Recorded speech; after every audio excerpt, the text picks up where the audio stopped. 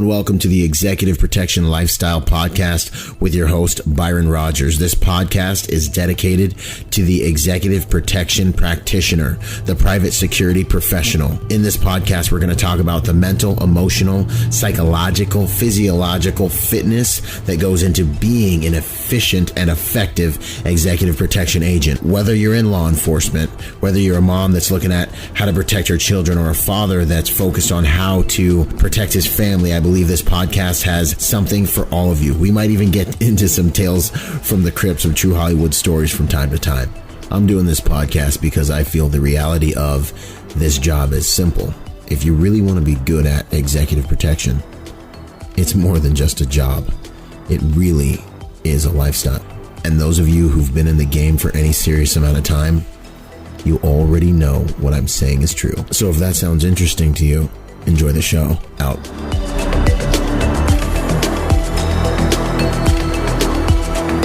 Boom. What's up, guys? Byron Rodgers here. Executive Protection Lifestyle, and Bravo Research Group is my company. As you can see, I'm on the road once again. I wanted to just make an episode, and I don't have all my studio gear here, so hopefully this works out. And it's just the reality of the game. We spend a lot of time on the road, so here we are. This is just another one of the consideration, another one in the consideration series that I'm putting together, where it's just going to kind of be things, me talking about things that are popping up in the industry, popping up just in conversation. Most of it will be private security related, some of it won't. But it's just kind of a time for me to kind of talk with you guys, get some stuff off my chest, get some feedback from y'all, and let me know what you think. The new year just dropped, y'all. We're still early in the new year. I hear a lot of people talking about new year, new me, and what they're going to do with this new year. A lot of focus going into, what people are going to do with this new year. And I think all that is fantastic.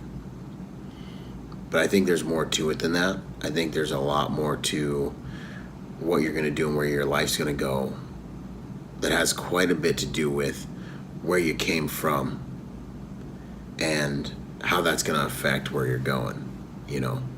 I think that it's beautiful that people are able to take a look at January 1st as a time to be able to recalibrate and wipe the slate clean and get after it all over again. And it's like a kind of a rebirth for them. I think that's fantastic. I think it's amazing. I think it's gorgeous.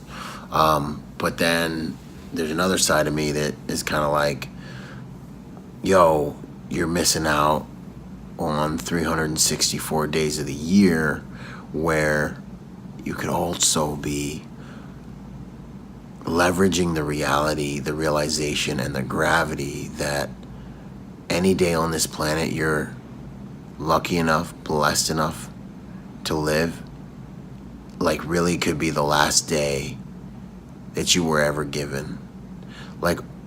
On the realest fact, there are people that died today that didn't plan on dying, and that didn't, they just didn't think that was going to be the outcome. They didn't think that was going to be what was going to happen when they woke up today. Lots of them. I don't know if you've ever Googled how many people die a day, but I'm sure the vast majority of those ridiculous, hundreds of thousands of people that happens to, they didn't plan on going, and I don't know, I just, by the grace of God, I had my scrapes with death in Iraq and things like this that caused me to really realize the fragile nature of what we're honored to experience here. And I think it's been one of the most beneficial things for my life. You know what I'm saying? 55.3 million people die each day.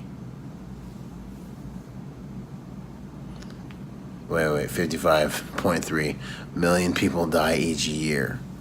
Excuse me, that's per year. 151,600 people die each day. 6,316 people die each hour. I'm not trying to be morbid. I'm not trying to get you depressed. The way I approach death and actually how this kind of builds itself. And that was just a simple Google search, okay? Birth and death rates, ecology, global network. I got those deaths and life statistics from. But kind of the way I approach life and death is, hey, death is like gravity. It is an inevitable component to this life. Just as sure as I'm breathing, just as sure as I'm in this room right now, which if you really get scientific, it's not that sure, because chemically speaking, this could all be a dream. It's actually the exact same chemicals we experience when we're dreaming are actually what help us experience reality if we're actually living it. But just as sure as you are that we're doing this, you know what I mean, is how sure you can be that death is going to come for you one day. You know, it's an inevitability of life. It's like gravity. And so I don't see the utility in fearing it. Rather, I encourage others and I live my life in a way that embraces death, knowing that I can't cheat death, that I must ultimately pay my toll as well for life, which is death. But I want to do it righteously. You know what I mean? Like, I want to give my ghost up, and I want to know that every single moment I had on this planet, I did my best and I gave my best. One of the two things I fear in life, I only really fear two things. One of those things is letting all of this grace that I've been given be in vain. You know, letting all this grace that we've been given to be able to do this, you know, life, and to be able to enjoy this life, just throwing it away, you know. That's, you know, for everyone, someone someday to just be like, yeah, Byron's a good dude, like, it was kind of cool, you know, and he's, you know, he's like in decent shape, and you know, he was just like, he was like a good dude, and you know, and that was about it, you know. And like a few people show up at my funeral, and you know, Byron's like just kind of a good dude, you know, like, but like I didn't maximize it. And that's honestly, that happened to me when I got blown up and I thought I was dead. I remember thinking like, man, I wasn't even deliberate. I didn't even go hard. I didn't go ham, you know what I mean? Like, and that's really what broke my heart and what drives me, you know, go to bed at 11, wake up at 4 a.m. and get after it, live this day to the best I can. You know, if I don't succeed, I'm still going to be looking at God, and he's going to know, you know what, I still did my best with all the intelligence and everything I was given. I still did my best to contribute, at least, you know. But, you know, these are the types of things I think of, and I think they make me a better person, and that's why I want to share them with you, you know.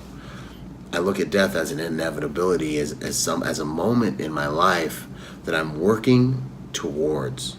I'm working towards this moment so I can face death bravely and valiantly, and I can be a workman that needeth not be ashamed. I can look at death and I can be like, hey, I mean, I knew this day was coming, you know, it's about time, you know, but I did everything I could with every moment and every day I had, you know, and come on, death, thank you, life, you know. And I know that moment's going to come, because the last time I thought I was dying in Iraq, that moment was there, and I felt the deepest sorrow and regret I'd ever felt in my entire life. I have never felt that feeling, and I never want to feel it again. And in facing death on a daily basis and knowing the inevitability of death, realizing it, focusing on it, it causes me to then live every single day like live every single day to its fullest. It's that Bushido life in every breath thing, man. It's like, man, thank God when I wake up in the morning and I'm like, yo, we get to do this again. You know, I'm not perfect. You know, I'm going to mess all kinds of things up, but like, I get to give my best again. I get to make my best better and give it again. You know, I get to train my mind, train my body, train my spirit, train my heart to face death valiantly. You know, Julius Caesar, Shakespeare, cowards taste of death many times, but the valiant taste of death but once. Love that stuff, you know. But I feel like that realization and acceptance of death is really something that drives me to be better and to do better and to push harder. Additionally, with regards to executive protection, it's one of those things that, you know, if I have to give my life in service, I've been living my life in a way that any moment I'm really ready and willing to give my life in service. I've recorded hundreds of videos, hours and hours and hours of videos trying to contribute to the world. You know, if I had a son or if I had a kid, he could sit down and watch hours of videos of me, you know, and really get to understand how at least I thought up until I died, you know. And I've done things with my time since Iraq that has caused me to feel like, you know what, I'm doing the best I can and I'm living my life in a way that's honorable, and that puts me in a position to be able to give my life in service at the drop of a hat. Because like I've said it before and I will say it again, if what you're doing for a living has to do with you carrying a gun every single day you step off, every single day you lace up, every single day we push past that line of departure, you got to realize something. You're writing a blank check. You know, my man Charles Law would say, you're writing a blank check. You don't know what's going to happen. Once more into the fray, my son. You know, let's go on ahead and get this. One of my favorite quotes from Albert Einstein. 100 times a day I remind myself that my inner and outer life depends on the labors of other men, living and dead, and that I must exert myself in order to give in the measure as I have received and am still receiving. That is so powerful. One more time. Y'all know I need to read it one more time. 100 times a day I remind myself that my inner and outer life depends on the labors of other men. Everything that you're experiencing right now depends on the labors of other men. This cell phone, the headphones, the plastics, the metals, everything that goes into it, the wires, you know, all that is someone else's life's work. The table this is on right now, the dude who discovered this wood that was the best way to use it, the dude who discovered the laminate, which was the best way to use it, they came up with the method that is the way they join the wood together, the way that they join the wood together, and it holds the whole thing up, and it's so beautiful, and it's done with the lamp because this dude invented light, invented electricity that could light up the lamp, and then another dude invented, you know, like the all the stuff. I'm sitting here, floors up off the ground, like we're all literally being suspended and held and taken care of in a bubble, in bubbles, like hovering around on bubbles of other people's life's work. We just take it for granted, drive around in cars. You know how many people probably lived and died to invent the things that all culminate to make a vehicle? The vehicle you take for granted, the metals and the rubbers and the different scientific principles that cause it to propel itself, and the way the gas combusts in the engine, all these different things, this is like men's and women's life's work, all culminates together so that you can drive that car that you take for granted. You know what I mean? Our inner and outer worlds are made. They depend on the labors of other men, living and dead. And that I must exert myself in order to give in measure as I have received and am still receiving. Man. Every day of our lives, I'm sitting in this room with air conditioning and overseas because someone came up with airplanes and, you know, all the accoutrements and fluffy stuff, what we get to experience. Yeah, I said it like that on purpose, that we get to experience out here, you know. It's so stinking beautiful. And then the reality that there's nothing man's created that's more beautiful than nature and the beauty of what was just given to us for winning the biggest lottery in the world, which is the sperm battles, generations and generations of battles, and the multiples of millions of different outcomes that could have taken place within the womb but didn't, and culminated synergistically to create you on a rock that's traveling through outer space at over 60-some thousand miles per hour, with trillions of different systems working synergistically to support human life, so that you and me could walk around with a bubble of gas around the pebble that we're on, that makes it so we can breathe and be held down to the planet and not float off into outer space or be too close to the sun or too far away so we freeze or burn to death.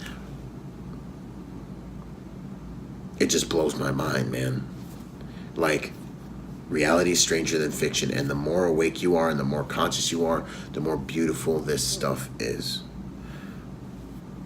I don't know what you see, but I see the grace of God. If all this is chance and happenstance, then that chance and happenstance is more intelligent than anything we've ever created. I'll set that right there. But, you know, living life with respect of those things, with respect of death, I think causes you to live more fully and causes you to put yourself in a position on a daily basis where you're ready to make the ultimate sacrifice. And with the executive protection lifestyle, I truly believe that's necessary, because this job we do is not just about logistics. It's not just about concierge, although those things will, you know, put you in a position to make money. Those things will put you in a position to, you know, excel in the industry. And they are 80% of what we do. And they will cause you to think, you know, they will cause you to do better. And honestly, they'll cause you to think that that's what this game is all about. You'll think, you know, it's all about you. It's easy to think it's all about the soft skills, but hey, it really isn't. You know what I mean? So, you know, I kind of got onto a little rabbit hole, but the reality is, you know, new year, new me is good. It's good, but I don't want you to miss out on the reality also that every single day is so precious, because your life is going to be made up of one thing, which is going to be your decisions. It's going to be made up of the algorithm of your mechanism of reality creation, which is your decision, your decisions. And if you want a higher quality life, you need to make higher quality decisions. How do you make higher quality decisions? You got to get higher quality information. I've said it a million times. The reality is, if you're in an equation in life that you don't know how to get your way out of, what you need is some higher quality information. You need to focus on that, you know. So when you're looking at like constructing this new year and this new you, I'd say don't focus so much on trying to say that it's a new you. Maybe focus a lot more on the reality that it's you. It's you, man. It's you who's going to be doing this thing by the grace of God. And you got to upgrade. It's time to upgrade your paradigm. It's time to upgrade the way you think. It's trying to upgrade the way you look at things. The way you look at things and what you think about things and what you choose to believe about things is what dictates where you go and how you get there. If you get there. If you get there. Yeah, I mean, everyone's running around talking about happy endings and stuff, and I'm like, yo, happy endings are the biggest lie that Hollywood, the biggest disservice Hollywood's done for us as a species, running around telling us, oh, and then the good guy wins, and then the good guy wins. Nah, man. If you get on your game, if you work as hard as you can, if you go ham every single day of your life, the truth is, you still might not make it. You still might not make it, and life doesn't care. That's the truth. No one's coming to save you. That's the truth. God loves you too much to just give it to you anyways. That wouldn't be good parenting. You need to learn how to get it, and guess what? You're only going to get what you deserve. You're only going to get the life that's in alignment with the level of intelligence. You can't outproduce your paradigm. You can't outproduce how smart you are. You have everything that's in direct proportion of who you are because you're a human being. This life's about who you're being and who you're becoming, not what you want. Yeah, I mean, I wish it was about what we want. Thank God it's not about what we want. I'd probably destroy myself if it was about what I want all the time. I want freaking hamburgers. I want cookie burgers. Right now, I want cookie burgers. I want to go have a whole bunch of sushi right now. That's what I want. Anyways, but it's too late at night. I shouldn't be eating sushi right now. So I'm just saying,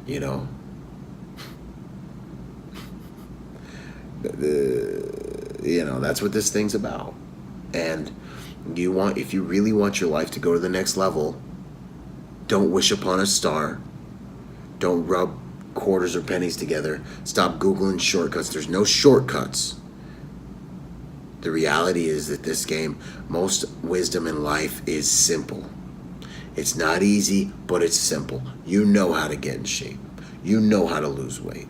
You know how to get to the gym. You know how to save your money and invest. You do. If you don't know how, it's the age of information. Go get on your computer and Google it, and you'll have a myriad. You will have 24 different ways that work thrown at you so fast you won't even be able to comprehend all of them because you won't even go past the first page on your Google results. You just take in the first 2 or 3, and the reality is all of them work. All of them work. All these diets work. All these methods work. The only question is, which one can you implement? What can you execute on? Your good ideas don't make you special. Your ability to implement and execute on your good ideas, that's what separates the men from the boys. You know what I'm saying? In all actuality and reality, anyone can create. But who can sustain a thing? Who can stay with a thing? Who can nurse a thing to health? Who can nurture a thing and protect a thing and provide for a thing long enough for that thing to become strong enough to stand on its own, to eat the fruit of that thing, to get that thing to be strong enough to provide for them in their old age. That business, get it to provide for them, to protect and provide for them and their families. Who can do this? This is what separates the men from the boys. You know what I mean?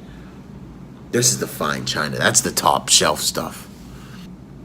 So when you're looking at your new year, realize it's not the passing of the clock that brings the newness of life. It's not. There are no participation trophies.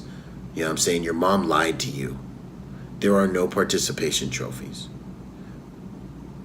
It's not the movement of the clock that produces the newness of life.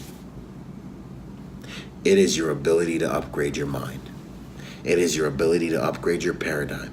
It is your ability to bring in, understand, digest, comprehend, and implement, and take in, to have more intellectual options. If you can't find a way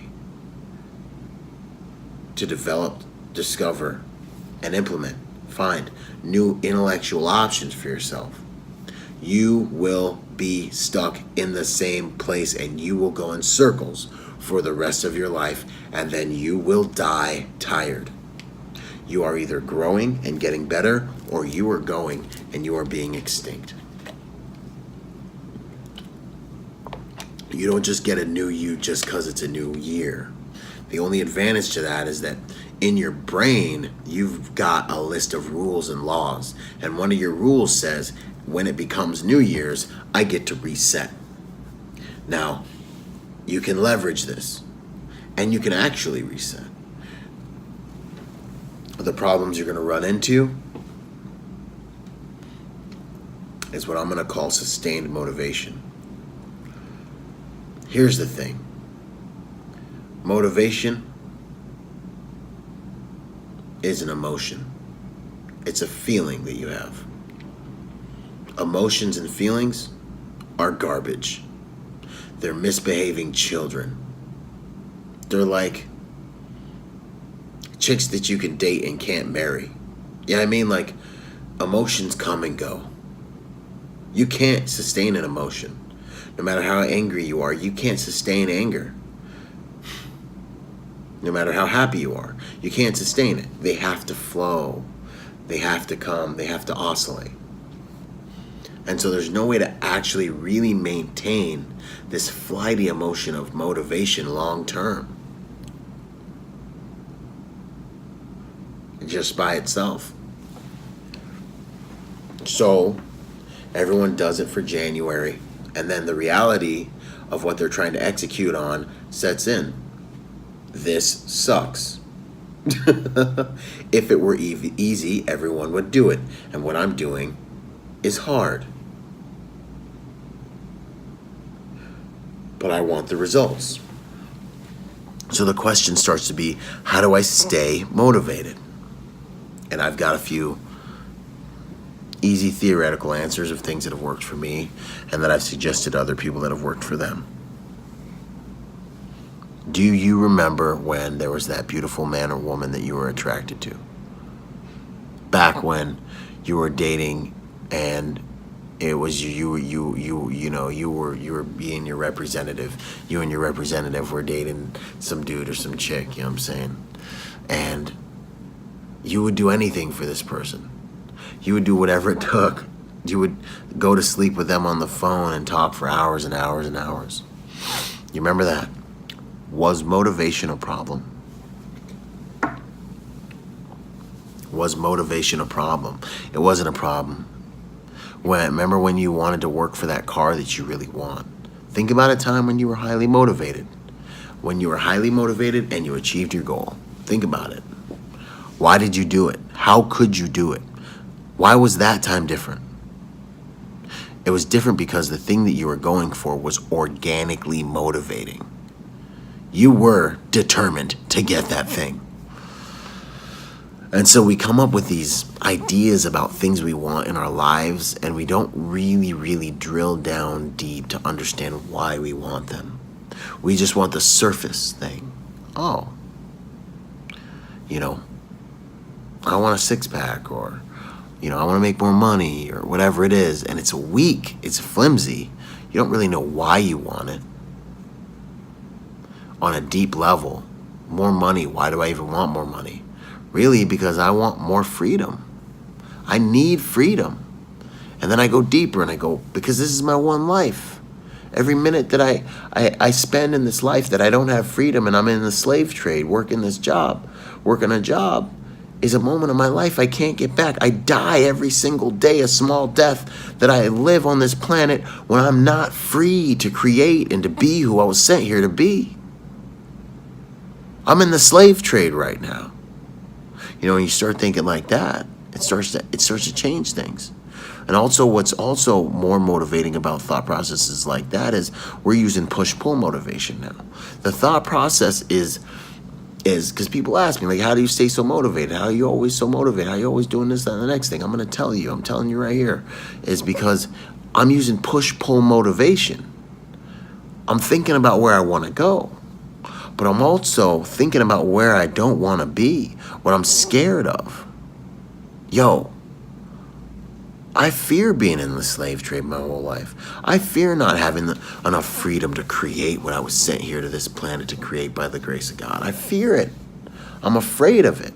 I'm afraid to get to heaven and be like the servant who only, didn't do enough with his talents. And, God's looking at him like, you evil servant. I'm afraid, of just, being like a cool dude who was just kind of cool and just like, like Byron was a really good guy. He was a great guy. He was a really good guy.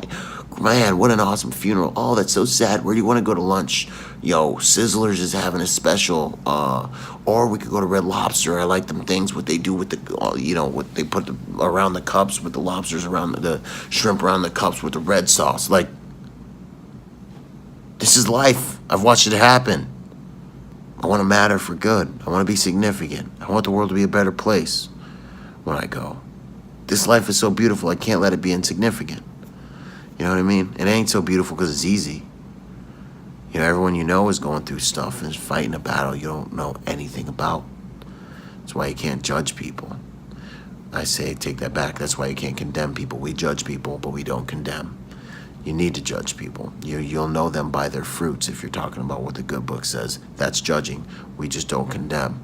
It's not our job.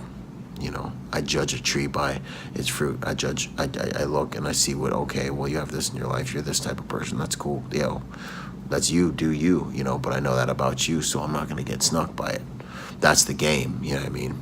And profiling gets into what we do in the industry too, You have to be doing that. You have to be paying attention to who walked in the room.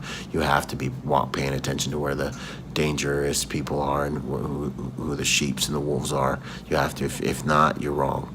You're just wrong. Pick another profession. In fact, in order to be an effective human, you should be profiling everyone around you at all times. Period. Otherwise, you're going to get snuck up on like the myriads of people in all the videos I post on Executive Protection Lifestyle Instagram page, which you guys need to go check out if you haven't checked it out, because they got a lot of real world good stuff on there that I think is really great instructional stuff, man. It's really good. Yeah. Just videos that kind of just show you a side of reality that you need to pay attention to, so you have some processing, some layers of reality, some software in your mind that will make it so that if you do end up in a life or death struggle, you have some degree of familiarity, even if it is just through a screen. But,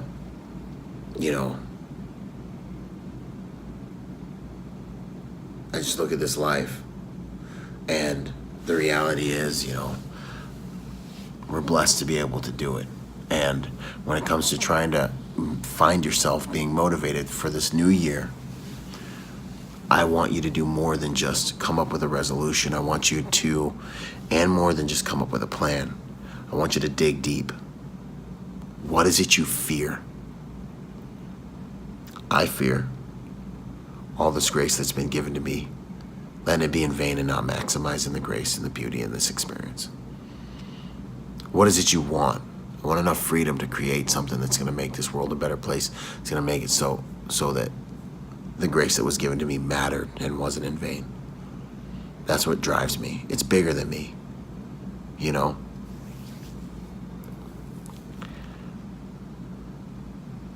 And you don't need to know exactly what you're moving towards. I don't know exactly what I'm moving towards all the time.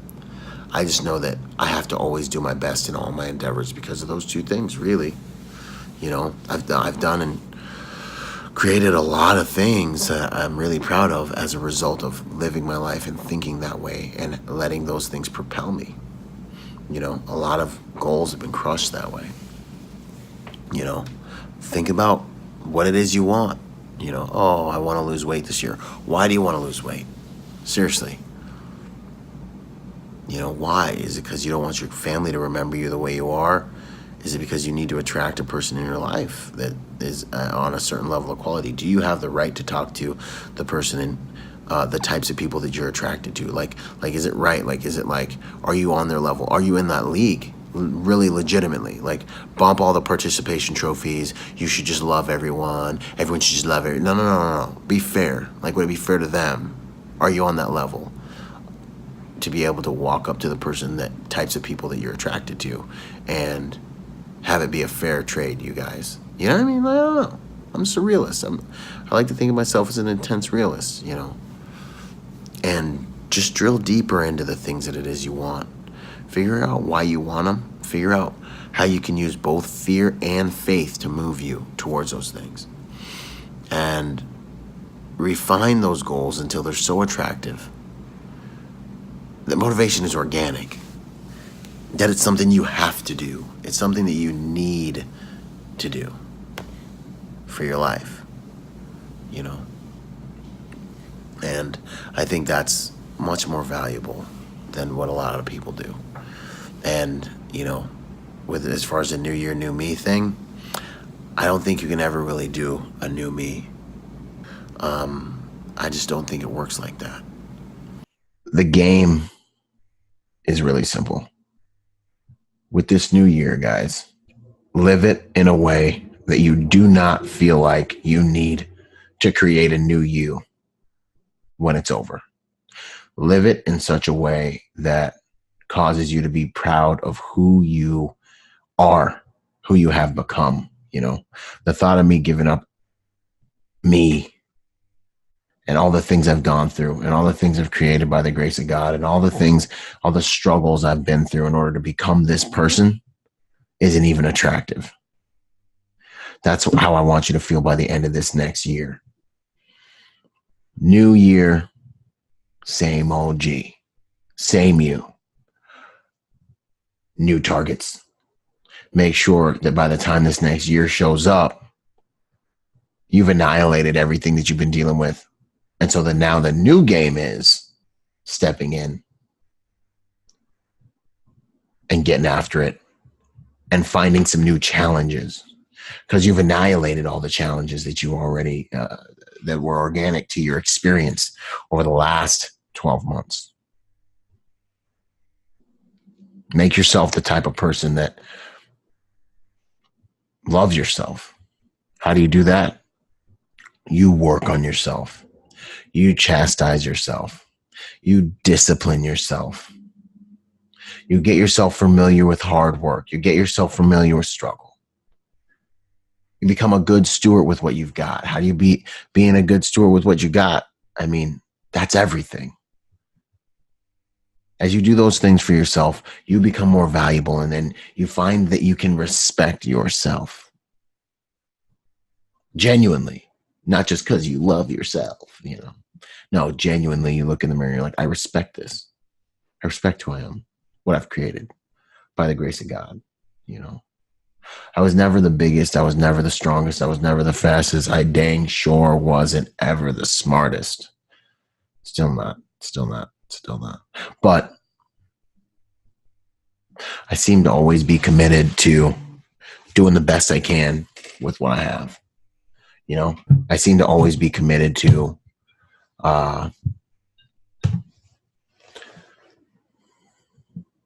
doing everything I could with what I have. And that seems to be the thing that has made the difference over the years. Being willing to work hard with the little bit I've been given. You got to work hard with the little bit you've been given. Don't despise small beginnings.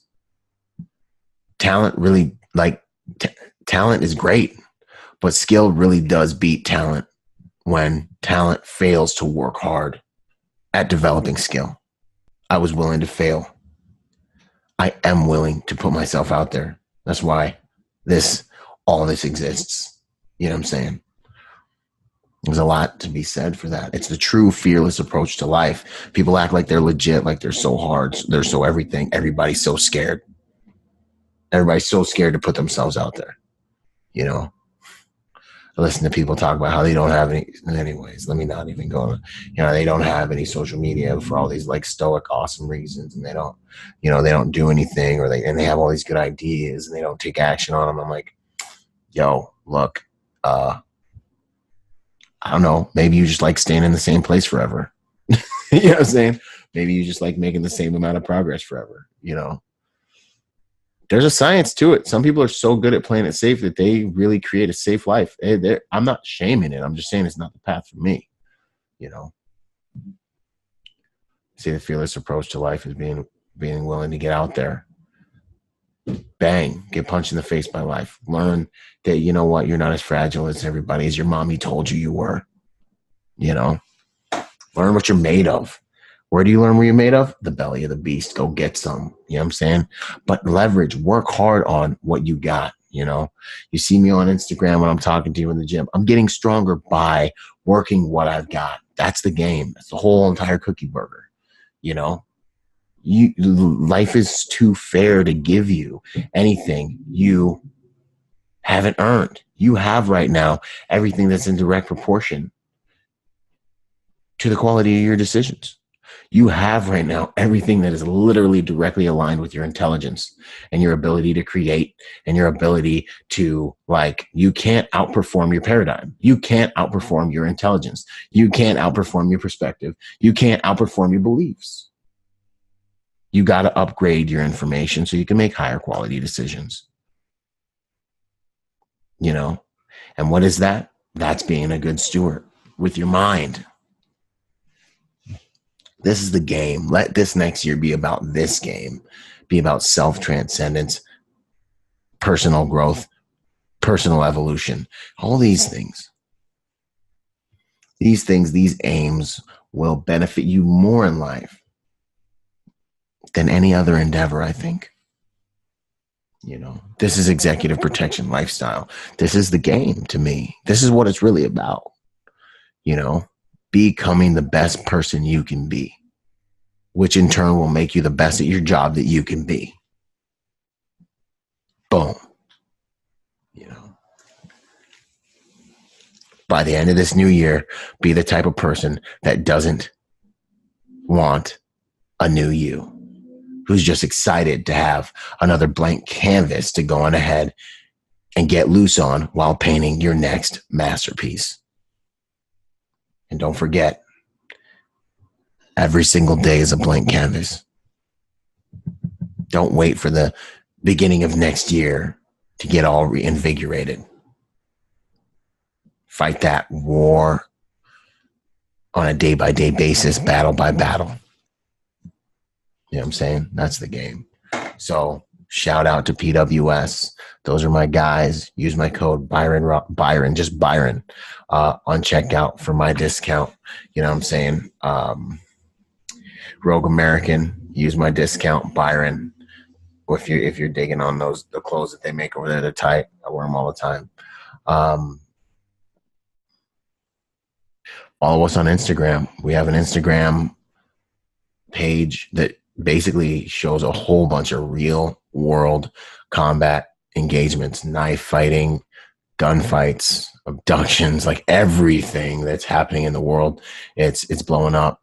But I post those things so you can get some programming in your mind. You can see how these things go down. You can understand, like, so if and when you're ever in a situation like that, heaven forbid, your brain isn't just sitting there like totally shocked and has no programming to rip off of. So follow us, executiveprotectionlifestyle.com. Follow me. Executive Protection Lifestyle Instagram. Follow me on Instagram, Byron Rodgers, Rodgers with a D. You'll see me on there. Hit up the website, executiveprotectionlifestyle.com, my website, byronrodgers.com. And thank you for all the support on Patreon. You guys are awesome. You guys make these things possible, man. You know, validating the model. It's like priceless. I really can't say enough how much I appreciate it. And one of my little New Year's cookie burgers I'll let you guys in on. I want to start doing events. I want to do a clinic by the end of this year where I invite in some instructors that'll just rock your world, that are going to be able to give you guys content, principles, techniques, tactics that literally, when you get done with this clinic, I don't know if it's gonna be a 1 day or a 3 day. I'm feeling 3 days. When you get done with this clinic, I want you to be like blown away. Like, I want you to be like, oh my gosh, I am a better agent now for having done this. Straight up. I think it's fantastic. I think it's a fantastic idea. I'm looking forward to it. It's going to be great. Thank you so much for your guys' support. And I will see you on the next podcast. Out.